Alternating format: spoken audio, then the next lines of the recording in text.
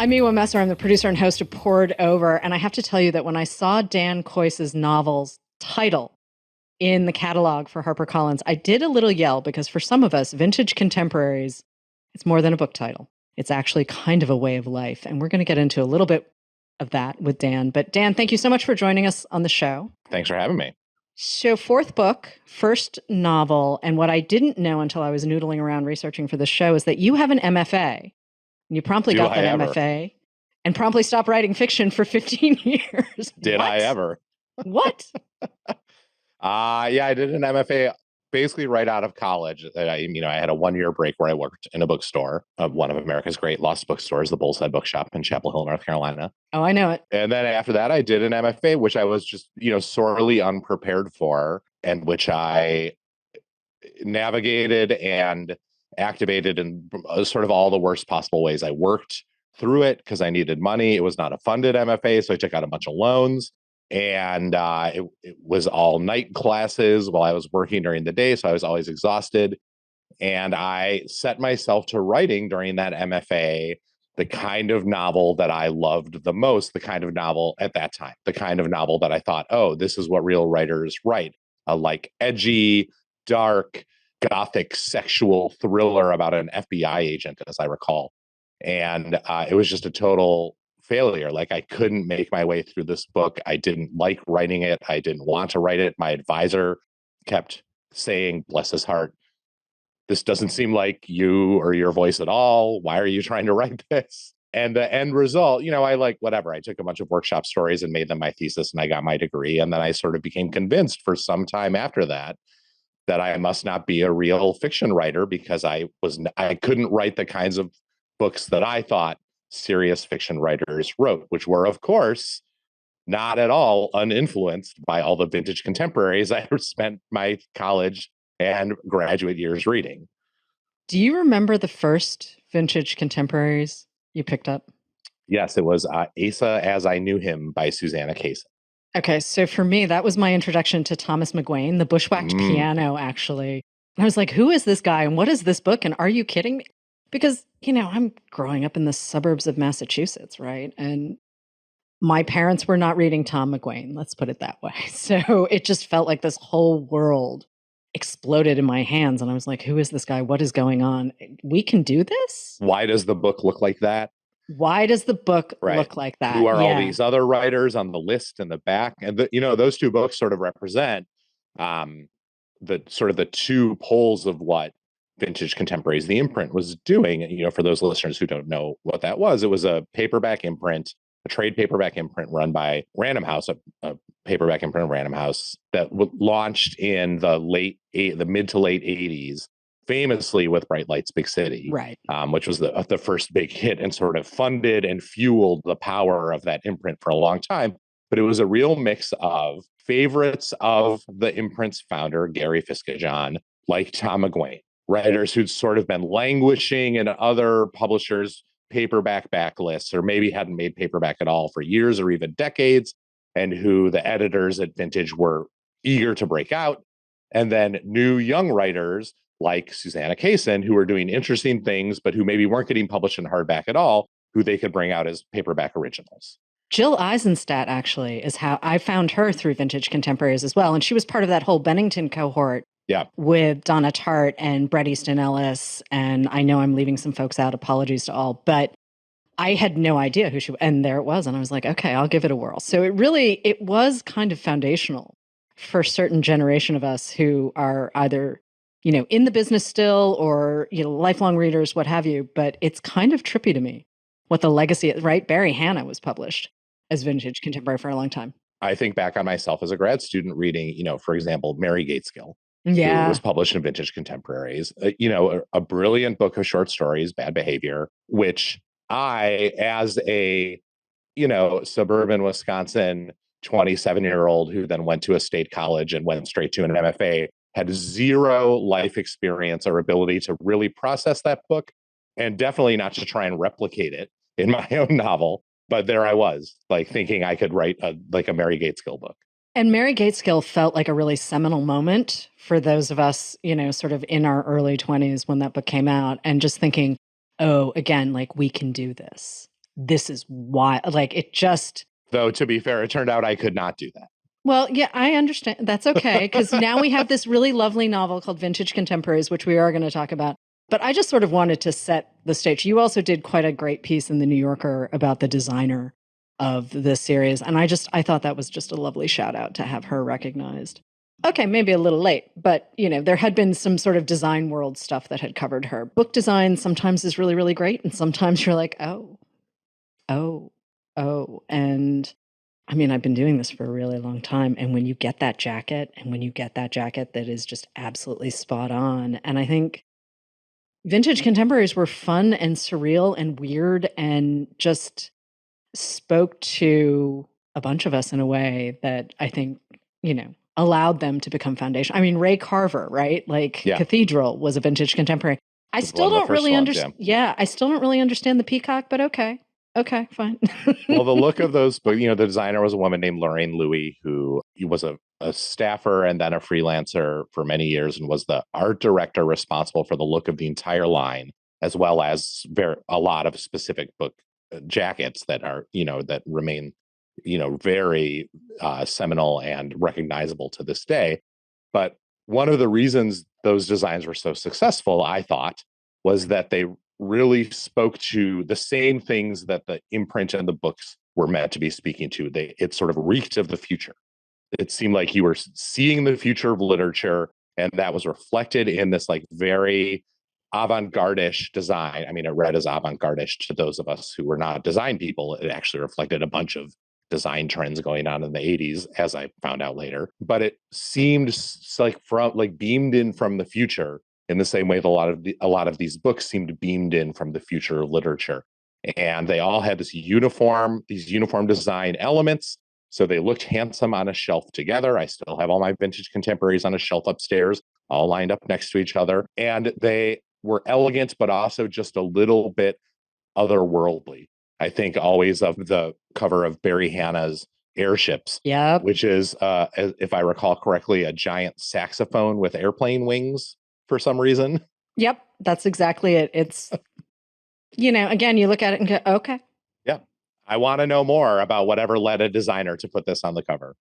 It's still Barry Hannah and it's still Airships and it is a great, great read. I will say that edition is out of print. There is a new edition from Grove Atlantic that also has a great cover, but is not the Vintage Contemporaries cover. I will say it didn't make the transition from publisher to publisher. Coming back to your Vintage Contemporaries, story of friendship, we could call it a coming of age. I mean, it's early parenthood. It's not just New York in the 90s. There's a little bit of publishing too. The Squats in New York, which I think a lot of folks have either forgot. I was in New York, actually, when that tank rolled down 13th Street, and my office was at 13th and Broadway.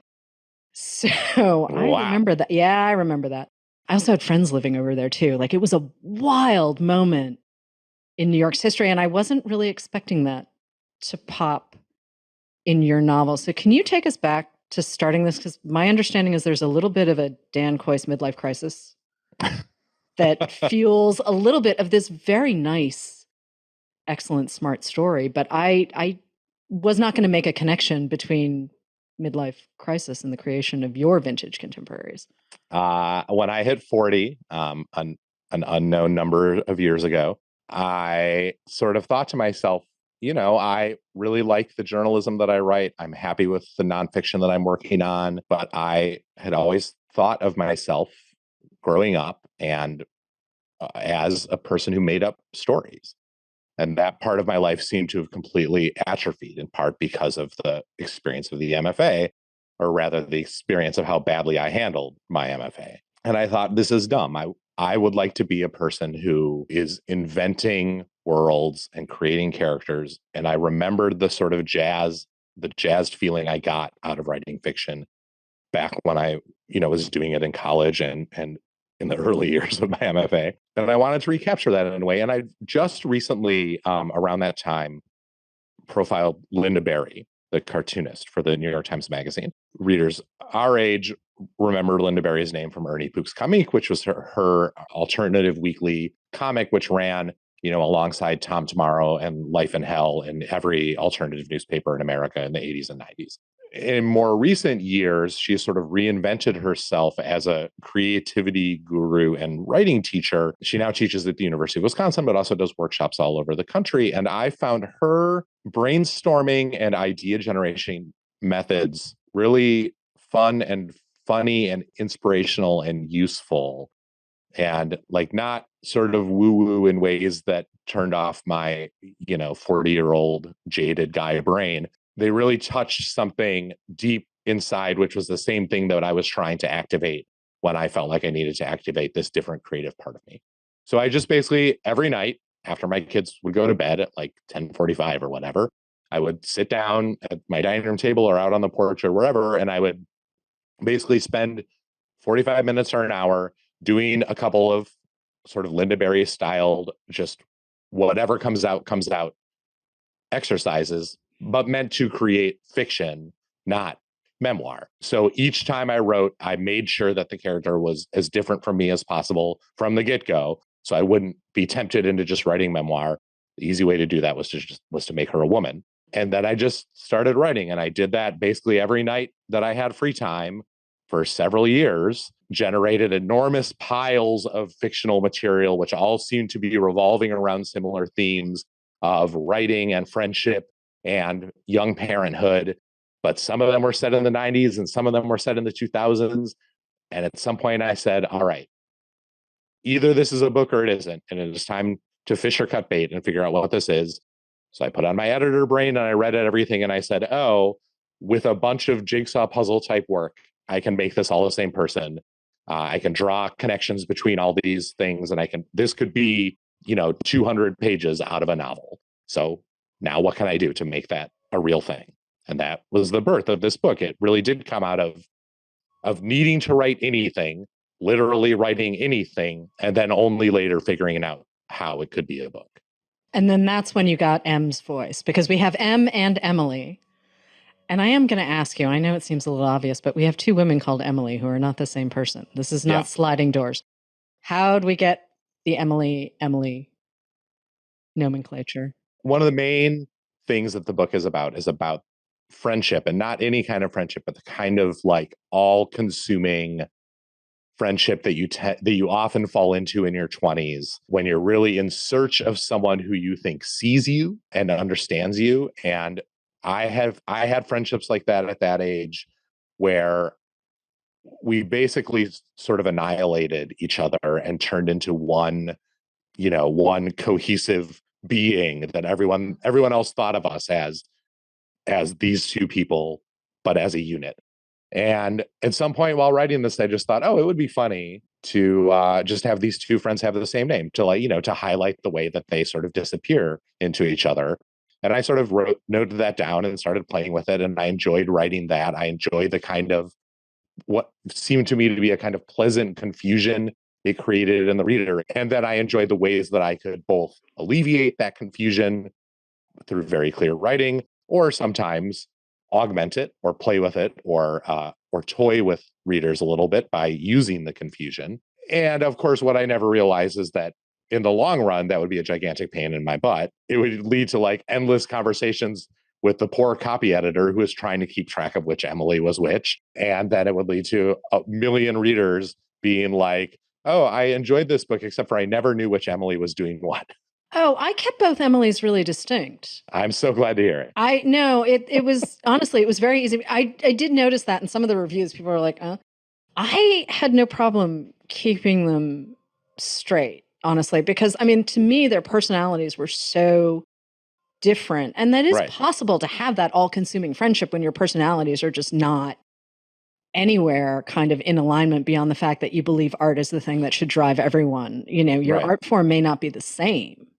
I think they're legibly different to people outside of themselves in these kinds of relationships. And I will also say, for the record, that I did have a number of like Jennifer's and Amy's tell me, oh, I'm so glad to see my struggle represented in literature, the struggle of a person with a common name, and all my friends have the same name as me. Right. I mean, I've been around those packs. That obviously has never happened to me, but I've been around this, and you're just like, oh, wait, right. But honestly, on the pages of a book, it's much easier. than it is at a cocktail party when you're yelling across the room. Right. All right. So we've got the two Emilys. And we've got New York in the 90s, which I kind of desperately miss. I mean, it was dirty. It was weird. I mean, when I came back to New York, the East Village was not the East Village. It was Alphabet City, right? Like that doesn't even exist anymore. And it certainly did not have fancy buildings. And, I mean, it was really New York. Yeah. Alphabet City, or Lower East Side, the other name that often had the Lower East Side in Spanish, basically. And it's so wild to me how quickly it all sort of came back as I was reading Vintage Contemporaries. I was like, oh, right. Okay. I get to be, a little younger as I'm flipping through this book. Even, I mean, you come into 2007 and then 2015, I think, right? We don't come straight up to the present day. It doesn't go all the way up to the present day. There's two sections in the book in the 90s, which are 91 and 93. And then there's sections in 2005 and 2007. So we get the last decade of the 20th century, the first decade of the 21st century. And we get to see these characters across both those eras. Those 90s years on the Lower East Side, it was around that time that I first visited New York. It was in 95 that I first lived in New York for one summer in an apartment not at all unlike Emily and her college friend's first apartment with fungus growing under a futon. It was very fun to write about that era, but really I was writing about an era just before I really knew the city. And I made that choice very specifically because one thing, that summer I lived in Alphabet City in 95. I was almost completely blind to the ferment that was happening around me. That was a couple of years after the tanks rolled on 13th Street, but there were still active battles happening with squats all over the Lower East Side. Community gardens were being built and then seized and taken over and built on top of. There was so much incredible art and music and writing was happening in that neighborhood. But I was 22 or whatever and essentially blind to all that stuff. And the memory I have now of going through New York that summer with like the blinders of youth on and not understanding at all what a vibrant and amazing cultural moment I had landed in the middle of and was completely immune to is like deeply embarrassing. It's like it feels somewhat crummy to have missed all that stuff. And so I wanted to write a little bit earlier about someone who lands in that same position, at first doesn't realize this stuff at all, but then finds her ways into these different movements and moments, finds herself passionately driven to contribute to them, and defines her life in many ways by the decisions and actions that she takes in those years, having to do with the art that she makes and the writers that she meets and the political action that she takes in the form of the squats. These big apartment buildings that had been abandoned, that people moved into, made their own, and then were eventually, in many, many cases, evicted from by force by the police. There's a sense of serendipity from that period, from the 90s in New York, that we don't have anymore. And it's not just because you're young and there's so much possibility when you're young, because of course, bad decisions, whatever. But there is the landscape has changed pretty significantly, and there's less opportunity to just sort of have these random moments. And partially that's technology, right? I was just talking to someone about this yesterday. Like, it's harder to get lost unless your phone runs out of charge or you leave your phone at home. Like, it's physically difficult to get lost.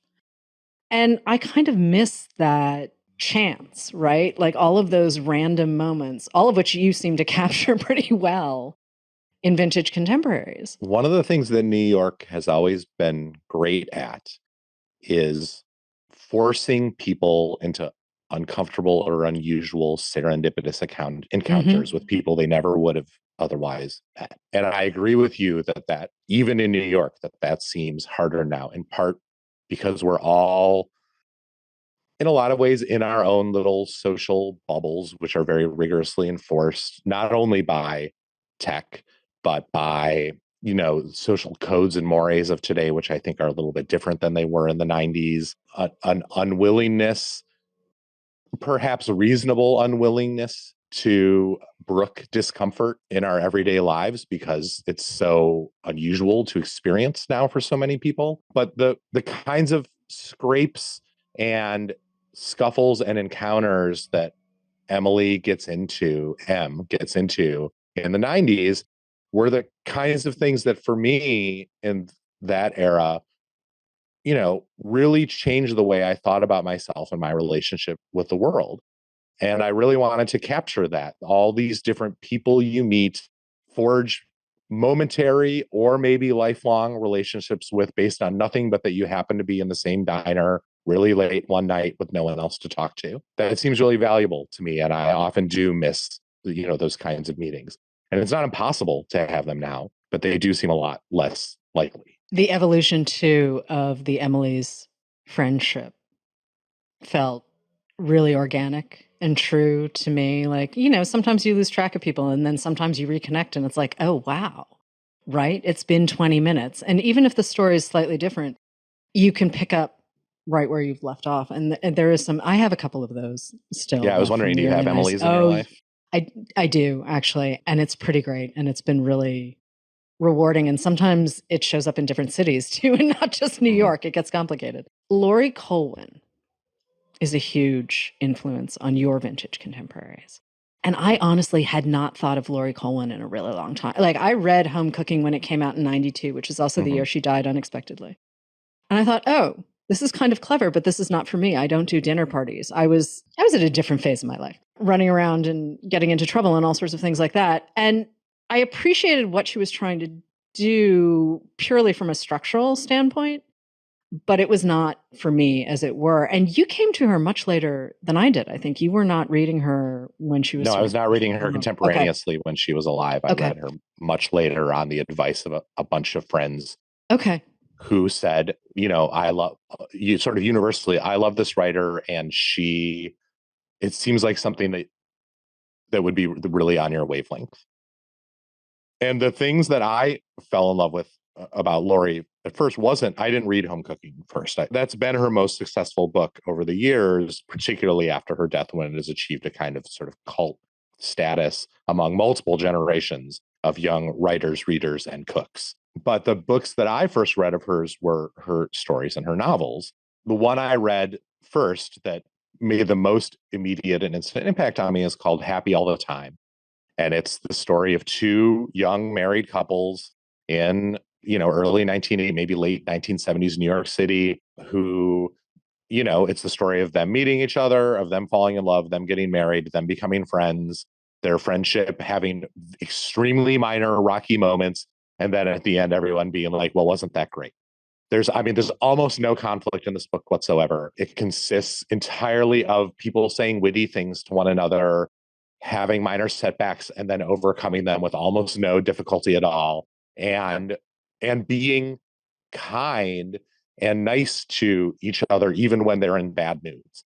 And reading this, I thought, how is this even a novel? Why is it that I am loving the experience of reading it so much? Why is it making me so happy? One of the drives when I first started writing the material that eventually became this novel was to try and write stuff that made me feel as happy when I was writing it as reading Lorrie Colwin's books made me feel when I was reading them. And that led me, in a lot of cases in this book, to steer away from darkness, to steer away from whatever. There's obviously very little in the way of gothic psychosexuality and vintage contemporaries. It's not Mary Gaitskill at all. But it just made me sort of look for the light all through this. And like bad things happen to the characters in this book. Sometimes I thought, all right, it makes sense for that to happen. But the characters remain happy and loving to one another, even when things are hard, even when they're depressed, even when there's no reason, even, judging by sort of what's going on in their lives that they should be.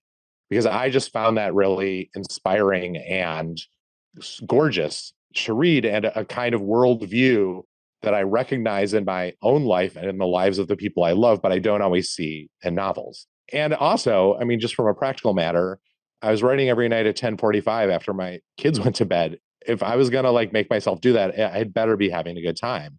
Right. I'm not going to do that if I'm like diving headfirst into, a stew of my own neuroses. That is not what I need at 10:45 at night. I also want to shout out Laurie's story collection, The Lone Pilgrim. One of my favorite Laurie Colwin stories is in this book. And I always have to double check the title though. It's called An Old-Fashioned Story. Mm-hmm. And a lot of how you describe Happy All the Time actually is present in this one story, but it's very much of its moment. I think she wrote it sort of in the 70s, maybe early 80s kind of thing. And there's sort of a timelessness to it, but then there's some relationships where you're like, oh yeah, this is Wouldn't not happen going that way now. This is, the brothers and our girl. And it was one of those moments where I was like, oh, right. I remember reading this. I remember reading this a while ago. And so coming back to it is really lovely. And she does like Lorrie Moore, right? And you did its fabulous, fabulous profile of Lorrie Moore for the New York Times Magazine last summer, actually, June, when the last book came out. I Am Homeless If This Is Not My Home, which I quite liked. Lorrie Moore is similar. She's like, oh, why should I chew through my left arm essentially while I'm making art? Like, why? I don't have to be confessional. I can just tell you a story. And you can see a lot of that in the last book, right? I mean, which is essentially a very wild love story. / ghost story / zombie thriller. That's a really interesting comparison. I love that we're now talking about the two Lauries who maybe at some point were mistaken for one another on the literary scene. I see real similarities in the brightness of affect in a lot of their work. I would maybe argue that Lorrie Moore, when you reread her, or at least when I have reread her as an adult, as opposed to the 20-year-old I was when I first encountered her, I see a lot more darkness hiding in the fringes of those books and a lot more desperation in her characters. Like I think of the character in Real Estate, her classic story, who thinks of something horrible and says it makes her laugh, and then it goes ha ha ha for over 2 pages. And when I interviewed Lorrie about this, didn't make it into the profile, but I asked her about that moment because it's one of my favorite moments in all of literature. It's so unexpected and unusual and insane. I said, okay, first of all, how did you type every ha, or did you copy and paste them like a normal person? And she said, no, I typed every single one. I just kept typing ha until sitting there at my desk until I felt like I should stop. And I said, that is amazing. How did you know how many there should be? And she said, well, I knew, but then when I published it in the New Yorker, they paid me by the word, so they wouldn't let me put in that many ha's. So I had to cut them by like 3/4, and I lost a lot of money that way. But it's clearly that character that is literally brightness covering total desperation and anxiety on that character's part. Like, as Lorrie told me, oh yes, she's screaming. It's just that she's doing it in this way. And so I see a lot of similarities between those two Lauries. I don't know that I have anything Lorrie Moore-ish in me. And I don't know that I could have made myself write a Lorrie Moore type of story at that point in my life. Laurie Colwin, what I find is that she acknowledges the difficult things that can happen to her characters, and she doesn't ignore them, but she simply insists that they don't have to be the most important part. Right. That they can glide over them sometimes, and that's totally fine. And I will tell you, I've been a bookseller for a really long time. And yes, the Lauries got confused all the time. Right. All the time. And I'm just like, are we talking named Lorrie? Food she writes Lorrie? Like domestic fiction. She has short stories and novels. Yeah. You got her? All the time. All the time. Food Lorrie or Wisconsin Lorrie? Oh, I didn't even think of it as Wisconsin Lorrie, but yeah, no. Well, I grew up in Wisconsin, so we all thought of her as Wisconsin Lorrie. Birds of America Lorrie. She very evidently hated Wisconsin while she was there. Oh, shoot. Didn't know that. No, I always called her Frog Hospital Lorrie or Birds of America Lorrie. You just sort of and people's eyes would either get a little wider and you would know that you'd hit, or they'd be like, food? What? Excuse me? The chicken. Birds? Are we talking about the book with recipes? Right? And you just sort of do the questioning until you get where you're going. But I do want to talk about influences for a second, because yes, you were a bookseller. You have written about the theater too. One of your early books is about Angels of America and what a force that is. And I have only seen the filmed version by Mike Nichols, which is pretty terrific. A solid version, yeah. It's great, but I have not yet done the back-to-back theater productions, and that's on me. I live in a city where I can do this, and I just never quite figured out how to make the time. But the way you talk about Angels in America too in Vintage Contemporaries captures that moment where everything shifts, right? And we talk about being queer in a different way, and it just, that play is so important and so monumental. My understanding, though, you were also a theater kid in college? I was, yeah. In fact, I was a theater major in college and have retained a real lifelong love of watching and performing that. And I only really get to tap the performing bit every now and then, like singing karaoke, for example, which I did last night, which is why my voice sounds like this. Angels in America was a really galvanizing experience for me when I did first see it. It was, in fact, that summer of '95 when I was in New York City. I saw it on Broadway with with the replacement cast the replacement cast of Angels in America was itself full of incredible, Cherry Jones was in it, F. Murray Abraham, like incredible actors where you're just like the third Roy Cohn. But it really did transform for me my ideas of what theater could do on a stage, like the way it could move you and the way a play could move, but also the how it could address politics and the personal and make them matter to each other in every second of every scene. Like I had never really thought about that before. And it was, I mean, it was just a huge artistic moment for me. And yeah, so years later, when the, I think 25th anniversary of its first production in San Francisco was coming up, I got together with Isaac Butler, who's a great cultural critic and theater critic and theater creator. He also is a playwright, and we did an oral history of the play.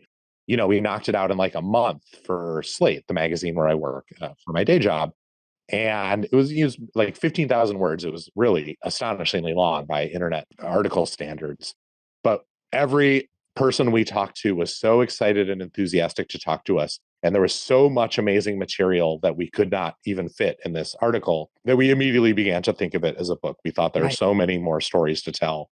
And the play has had such a life in the years since its initial productions that we thought, well, this should be a book. Let's keep on working with an eye toward making it a book. Let's sock away all this other material. Then, yeah, about 2 years later, we published it as a book with Bloomsbury right around the time that the new production came to Broadway, the one with Andrew Garfield, that won a number, and Nathan Lane, that won a number of Tonys once again, and sort of cemented the play for a new generation, I think, as a really crucial work that not only speaks to its time, the AIDS crisis, but also to the current time and a lot of the political and social struggles we're facing today.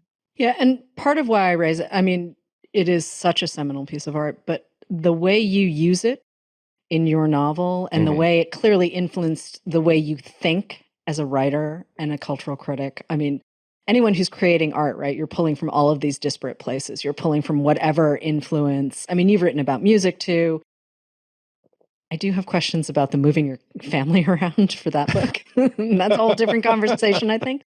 But in terms of pulling from different places to feed the art and the story, right? Like Vintage Contemporaries is a moment, but Laurie Moore and Laurie Colwin are also a moment.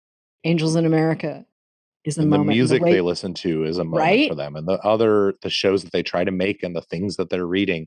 The Vintage Contemporaries, my novel, is littered with quotes and lines and moments from the books that Emily is reading throughout.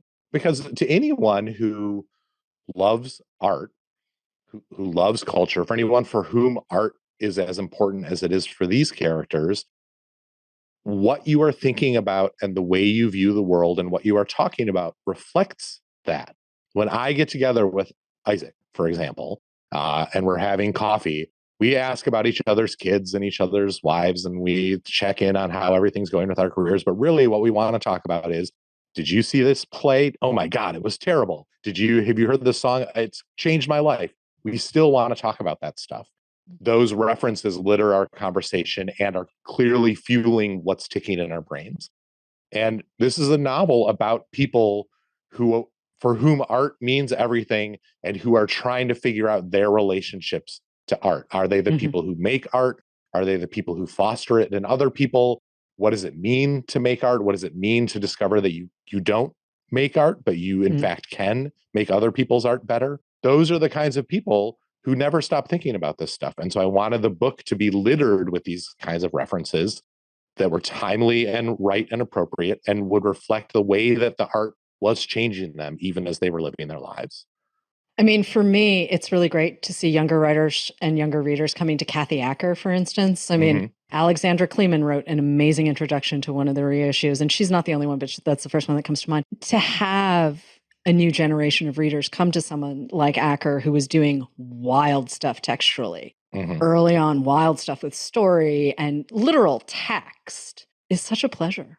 It's really, you see people playing with genre and the conventions of genre and blowing things up and and I'm just like, do whatever you're going to do in service of the story, right? Like, did you read the Kathy Acker biography that came out last year? I started it, and as soon as I have more time, it will get finished, but I probably made it at least a third of the way through, and I like the book, and Ira bought it when he was at Simon, so I was predisposed to like it. It was more a matter of, do I have time right now? It's definitely worth finishing. It's super interesting. It's called Eat Your Mind by Jason McBride, and it's really well researched, but it's also quite a good, I think, textual analysis of what she was doing. And I think for people who haven't even read her but are interested in why she mattered at that time so much and why people were so shocked by what she was doing on a page, it's very good on that. Oh, that's really good to hear. Hey, speaking of influences, you did a podcast about Martin Amis. And I just do. Okay, so what is going on? So how did you decide you start obviously with the Rachel papers, and it's been a minute since I've read Amis, straight up. I think London Fields, like sometime in the 90s. And then you sort of drifted away from him, as so many of us did, yes. I did. And I want to put him back into context for a second for you, because, I mean, obviously he died last year, but the Rachel papers episode that you did, I thought was going to send me screaming back to all of it. And it's really just time. It really is. The man was prolific. He sure was. And had a lot of books. But how did you guys settle on the idea of the Martin Chronicles? The podcast, it's called the Martin Chronicles, and it is a passion project by three critics who have day jobs with plenty to do, but who just really wanted to talk to one another about something interesting. So it's me and Jason Zinnemann, who's the comedy critic at the Times, and Parl Sagal, who's a book critic at the New Yorker. For all three of us, Amis was a crucial early life writer who sort of defined our ideas of what a book could do, and also what an author's career looked like, what it meant to be a serious author. We all came of age during the era in which, he was famously leaving one publisher for another publisher and changing agents and demanding £1 million for literary fiction, and also weighing in on issues of the day, sometimes temperately, sometimes very intemperately. I just particularly had this picture of him as, this is an author's life. When someone wants to engage with the world through literature, this is the way they do it. They write novels, they write essays, they opine, they make waves, they lose friends. Like this is the crap that authors do. It's such a rich text, his writing, and we both had all three of us had such mixed feelings about the books we once loved that we now maybe viewed a little bit differently, the later books that we'd never read because we drifted away from him or found him annoying or irritating or just plain old. And so we wanted to interrogate those, and the books are so dense with material that it's very easy to just pick a single book and talk about it for an hour and find so much richness and ugliness to dive into. And it's really been one of the great critical experiences of my life, talking to these two critics about these works in great depth. After Amis died earlier this year, we did an episode about, a couple months later, we did an episode about his novel, which is not a memoir, but really is actually a memoir, Inside Story, and tried to put his life and career in some kind of perspective. We'll be doing an episode shortly about The Zone of Interest, which is his novel about Auschwitz, which has just been turned into a film by Jonathan Glazer that is definitely going to be part of the awards conversation this year. That is quite astonishing. It's just so great to have a writer whose work rewards critical thinking always. Whether you love or hate Amos, or like I think most readers both love and hate him at different times, it's like impossible to deny that everything he writes and does gives you something to chew on. And that is what I want as a writer and critic. And it's really fun to chew on it with those two. And again, I mean, if I think about where Martin Amis sort of sits in the current world, right? There's a certain segment of the population who, when I say Martin Amis, immediately has an opinion, immediately has an experience of either him or his work or something. And then we have a whole nother generation who's kind of like, what? Right. Or like, oh, is he that old guy who sometimes says terrible things about, Muslims? Which is also another thing that he is. Yeah. Is he that old guy who like sort of weirdly fetishizes Jewish women? Yes, he's also that guy. One thing that has been nice about doing this podcast is that we have a number of listeners, younger listeners, who are, very avid readers who had not really experienced Amos at all, who have been inspired to dip into the books, into the work because of the podcast, and who have had very similar reactions to us, both of total delight and joy at the like fizzing energy of those sentences and ideas, and slight embarrassment and annoyance at all the things that he can't stop himself from doing. But like, what a joy to have an author who can inspire all of that in you, and who made it his life's work to inspire all of that in all of us. Well, and I love the fact that we can have a changing relationship to art, right? Like home cooking when I was in my early 20s, and definitely not doing cocktail parties, dinner parties, like that was just not part of my world.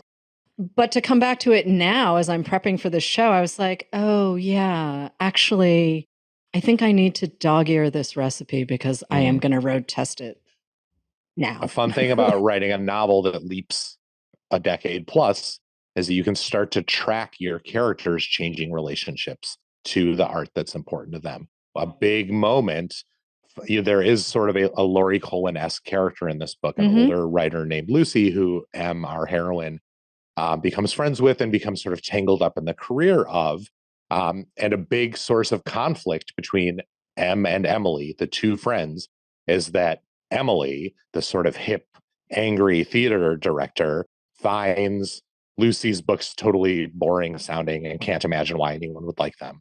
And it's a big moment in the rekindling of their friendship 15 years later, when Emily, now 15 years older and a little bit different, comes back to those books and says, oh, I get it now. Like, I get why you fell in love with these books and why she mattered to you. I mean, when I look back on some of the books that I really, really loved when I was younger, I mean, did I go through an Updike phase? I did, because I was, growing up in Massachusetts and looking for it's like required by law. It is, but also looking for a handbook to understand like what. Why are these wasps acting like this? What is this? I still love certain Cheever stories and will always, always love them.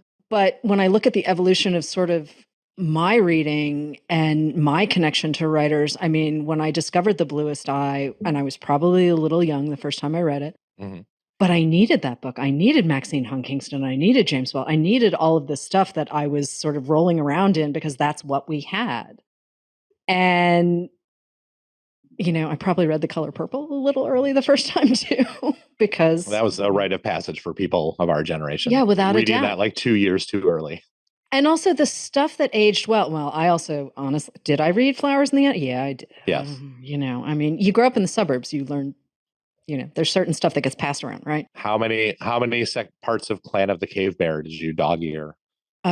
Snuck it off your parents' shelves. You know what? I actually escaped that, and I'm not sure how. There's a lot of Michener in there was a lot of Michener in my parents' bookcase, and it's like, I think that is honestly how I missed it. But to know that your relationship can change, right, with a writer that you loved or a book that you loved, and that stuff gets replaced. I mean, when I think of so much of the good work that's happening now, right, and part of why I bring up Cheever is not just my experience of reading Cheever, but you have this day job, you're at Slate, you're the books guy, you're also the parenting podcast guy. You do a lot at Slate.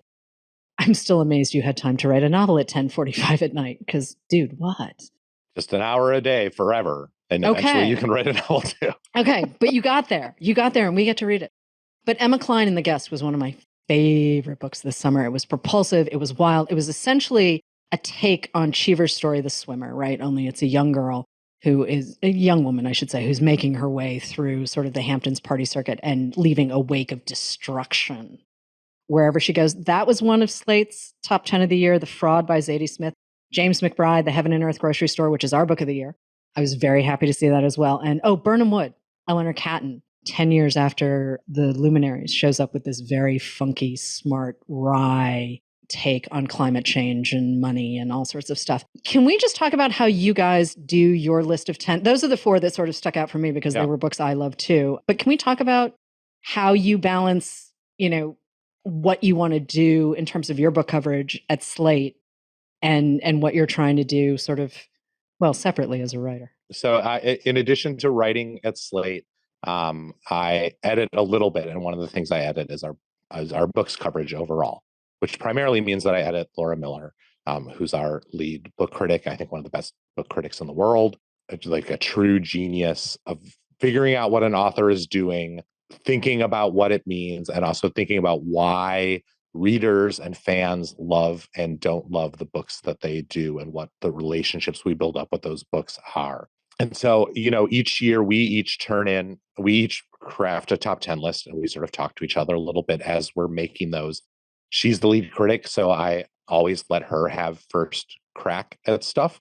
There's stuff on her list that perhaps would have also been on my list if we didn't have her, God forbid. But then my list often represents sort of like slightly more offbeat, often small press stuff that I worry might otherwise sort of go unnoticed. But Laura's list is the showcase list, right? Those are Slate's top 10 books of the year. And she's so widely read and so smart about what the novel is doing right now that I always particularly look forward to the usually 5 novels that she picks out on that top 10 list. And you name most of them.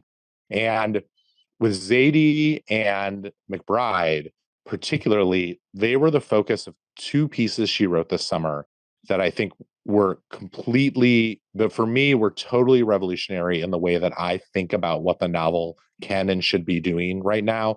It was a review of Zadie Smith's novel, which also sort of served as an assessment of her career, looking back over all the books and the way that Smith has responded to, and in some ways it seemed to Laura, bent and shaped her own impulses in fiction in response to certain critical responses that she's received. And the way that The Fraud, Laura thought, was a kind of repudiation of a lot of those shifts and bends, and a re-embrace of the things that make Zadie Smith the best at what she does. And in that way, her review, I think, ran counter to some of what I saw as the received wisdom that I was reading out there about The Fraud from other critics who thought that that Zadie Smith writing historical fiction was just, oh, how disappointing that our great chronicle of modern times is writing about the past. But I think Laura saw through that and wrote something really smart about what a novelist can do and what she can be thinking about. And then with McBride, she wrote a beautiful critical profile, which is a form I really love. It's a form that Slate doesn't get to work in that often, right? Frankly, because we're small and we don't get access. But that's what my Lorrie Moore profile for the Times Magazine was. It's where you talk to a writer, you visit with them, but you're also doing a close critical read of the work, and you're drawing connections between your conversation and the work itself. It's not just I'm riding in a car with whatever author, and here's the frozen yogurt we had, and here are some funny things she said.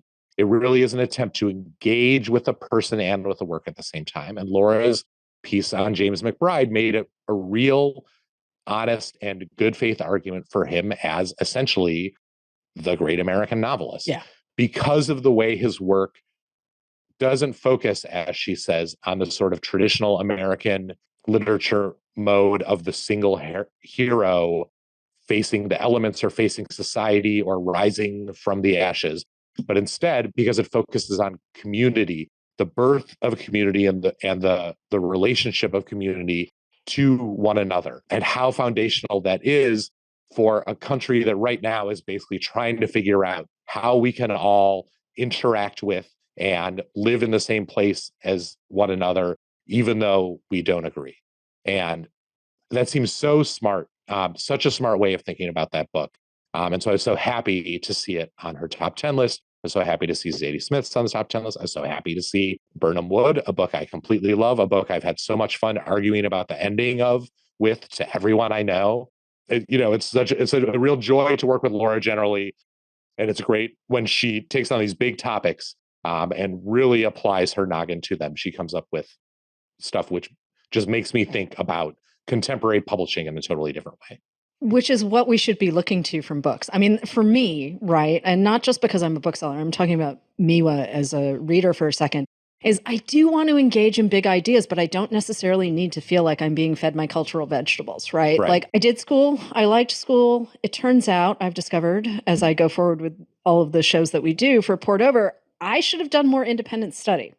Apparently, I should have done more, which when I was coming, like gap years didn't exist when I was going, could have used one of those too. Mm-hmm. But, all of the things that get us to a place where we're engaging with other people, right?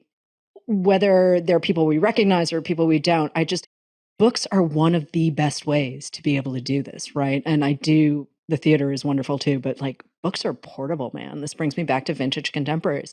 The fact that you could slide a paperback in your pocket or in your backpack or whatever, and then, it was always with you. You didn't have to worry about whether or not it was charged. You could just be entertained no matter what. I mean, not only entertained, but immersed, right? Like that is the thing that books do that other art forms struggle to do often, which is that they take you out of your mind and body completely and put you in a different place while you're reading them. And that, I think, is why they have such a profound effect, particularly on young people, is that it is an out-of-body experience that allows you to all of a sudden synthesize other people, their emotions, their politics, their experiences in ways that you never could have otherwise, because you simply don't have the ability to step out of your shoes and into someone else's.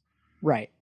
And that seems like a really good place to wrap. But before I let you go back to your day job and everything else, is there anything I missed about your Vintage Contemporaries? Is there anything you wanted to add? I don't want to give anyone any spoilers because I want them to enjoy meeting the Emilys the way I enjoyed meeting the Emilys. But is there anything else we need to add? We talked a little bit about the Squatch, which I think are a fun and interesting plot point, but I'm happy for people to come to that on their own. For people who listen to this podcast, particularly, who are interested not only in reading, but in the kind of larger picture of what books mean and what the book industry is and does, I think Vintage Contemporaries has a lot of fun material on how books get made and on the role that editors in particular play in that process. Emily, our heroine, starts out in the beginning of the book as a sort of fledgling literary agent.